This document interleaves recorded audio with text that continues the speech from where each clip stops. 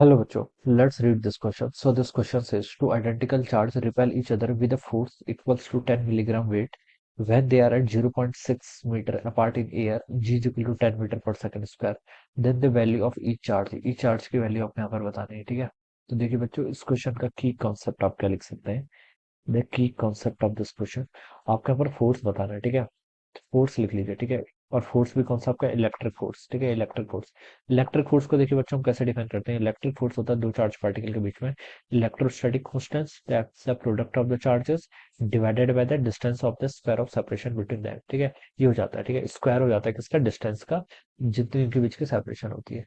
तो identical charge बोल रखे हैं तो दोनों का चार्ज इक्वल होगा विद फोर्स ऑफ, ठीक है. फोर्स आपको गिवन कर रखा है. फोर्स देखिए कितना गिवन कर रखा है, 10 mg/Wt के इक्वल, ठीक है. इसको देखिए आपके कर लीजिए एसआई सिस्टम में कन्वर्ट कर लीजिए, ठीक है.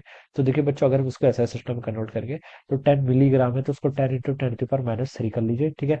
इंटू आप क्या कर लीजिए, 10 कर लीजिए. अगर mg/Wt में गिवन होता है और आपको न्यूटन में कन्वर्ट करना पड़ता है, ठीक है, तो आप क्या कर लीजिए, इसको 10 से मल्टीप्लाई कर लीजिए. अभी आपका न्यूटन में आ गया.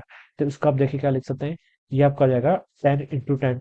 10 × 10 करेंगे तो 10⁻² इंटू 10⁻³ तो 0.1 न्यूटन के इक्वल आ गया. कितना आ गया है, 0.1 न्यूटन के इक्वल, ठीक है. इस वैल्यू को अब यहाँ पर पुट कर लीजिए, 0.1 newton. It is equal to के क्या है, इलेक्ट्रोस्टैटिक कांस्टेंट, इसकी वैल्यू थी 9 × 10⁻⁹ के इक्वल.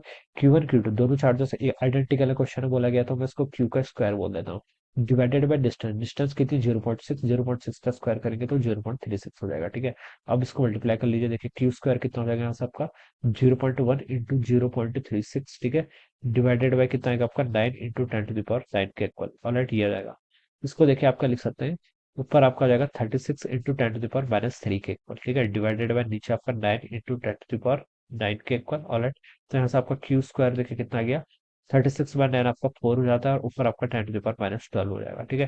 तो यहाँ से आप क्यू लिख सकते हैं, क्यू हो जाएगा 2 × 10⁻6 कूलम के इक्वल, ठीक है.